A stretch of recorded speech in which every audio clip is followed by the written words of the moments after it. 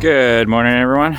I just woke up from a beautiful sleep with my new heater, and we'll show you how I set it up and how it works now that I've got all the parts, and I've played with it for at least a day. On the lowest setting, and woke up this morning at like 5 o'clock. It was 32 degrees in the car. So we're gonna have to do some modifications somehow in the future to figure that out. And that's with like -3 outside. And I had all my window covers and insulation on, so it's just fantastic.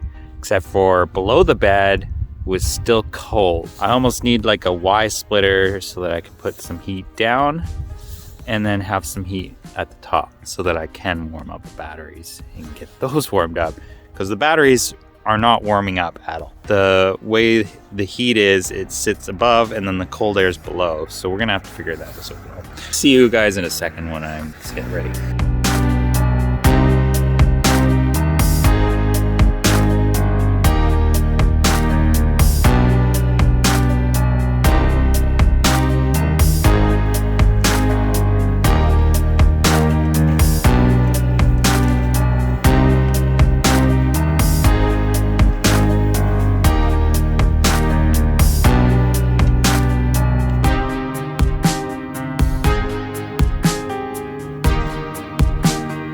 We are just sitting off on the side of the road here at Wood Lake. So we're just hanging out here for a little bit. We're gonna do some video editing, have some lunch, make another cup of coffee, just having a slow day. I haven't really set up anything yet because I wanted to show you guys this is my setup. This is the exhaust, the screwdrivers, bungee cords, and the heat pipe. Everything's self-contained inside this little tiny unit. All you have to do is put diesel in there and she's good to go. Now, I did have to do some startup modifications, like mounting the exhaust intake, which is just this piece right here, and a hose that goes underneath, and it's hose clamped to the bottom on the proper port. The instructions are very vague. If you actually get one of these, you need to have the air intake on the air intake side. So the easiest way to tell is there's a fan, or there's a intake. This is where the heat or the cold air goes in to get heated. That goes inside the car. This is the cold air that gets used to combust the diesel to create the heat. We're going to attach the exhaust, which obviously you can't really have this mounted so I can sit it inside the car. As you can tell when I pull it out, there's not much room. And then we'll mount that and we'll put it in the window and I'll show you how to set it up.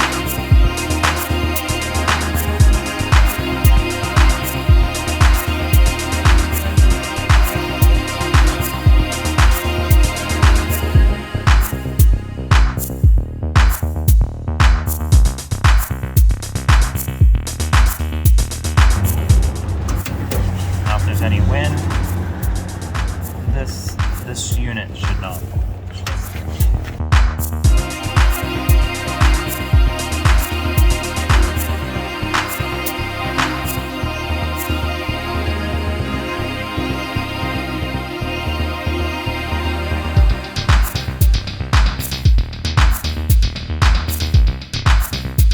And that's it. Inside the vehicle, in the trunk, I've got a quick connect. Yes, this is backwards. I should have put this on this side, but it's okay. I have these covers. I just make sure I cover the positive, which is exposed. It's safe, so I just got to be careful with that. And it's fused.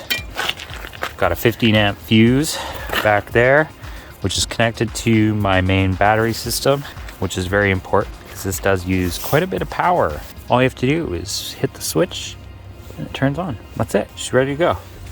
So easy, so cool. Like, I kind of wish I bought the system that gets built into the car, but at the same time, this car is a family car, and if I do sell it later on, there's no major holes in the bottom, like things like that.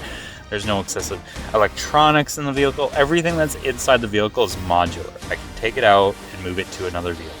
That's the coolest thing about this build. It's all modular. Batteries come out, stereo system comes out, everything's good to go. So now I've got everything set up. I pulled my phone out. I also brought the remote because I just wanted to show you guys that this remote does not work. I've sent a video and an email to Vevor, the company that makes this or builds this box anyways.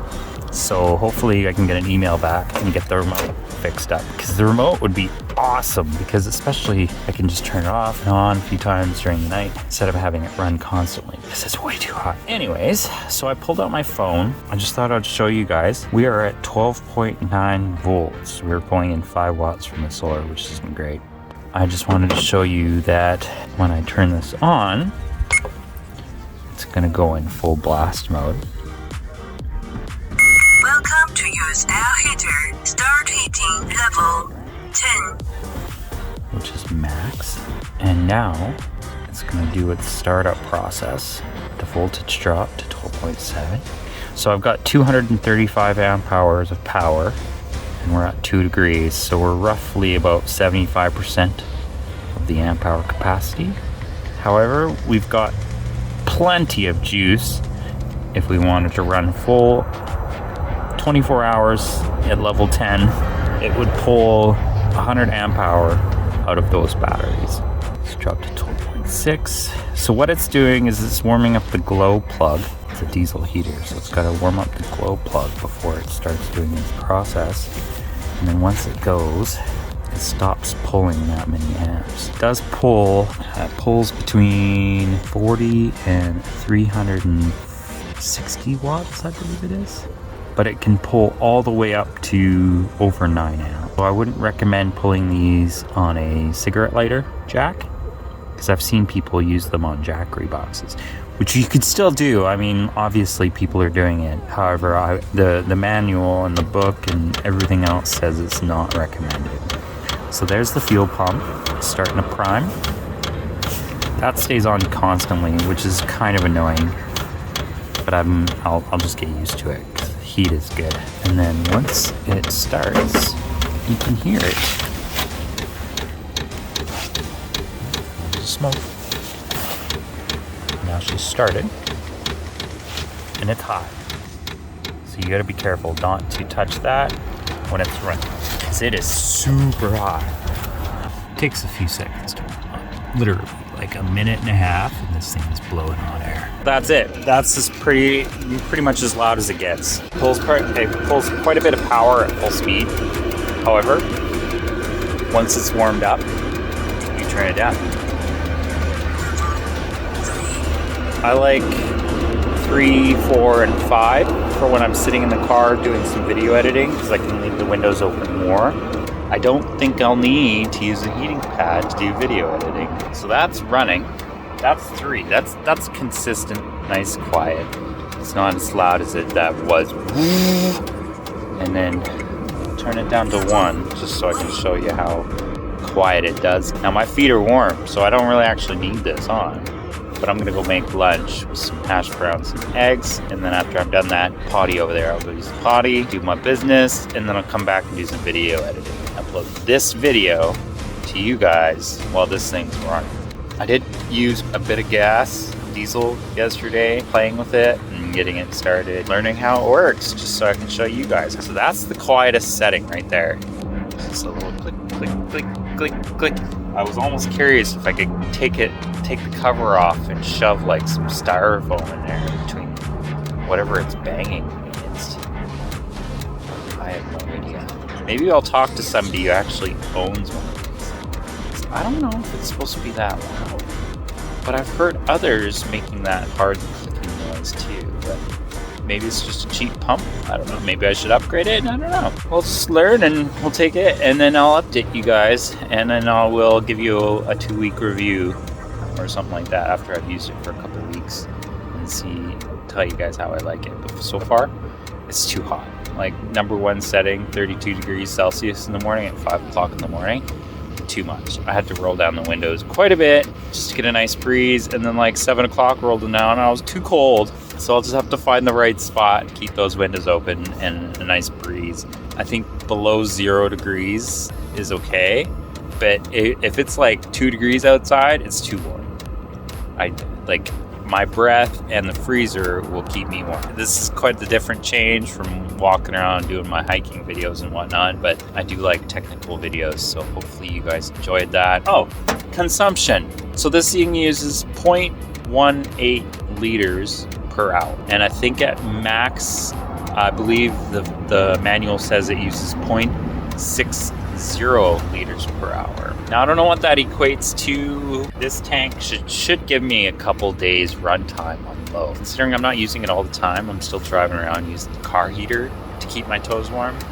So that's the thing too. I got this other device here we can talk about later, and it is a thermometer Bluetooth in my cooler because I want to know if my cream's gonna go bad. So this is gonna tell me if the cooler is below 0 degrees or above 5 degrees. So yeah, that's the thing. It's 1.3 degrees Celsius in my cooler right now. The sensor is near the top, so it's probably a little too cold. So that is a good warning to say, yeah, I don't need to add any more ice packs to my cooler because it's pretty cold outside and it's like -2 outside. That's the temperature outside. Oh yeah, it's 0.04 degrees outside. And look at that, it's 13.5 degrees Celsius inside. And we're only at 1 degree, or level 1.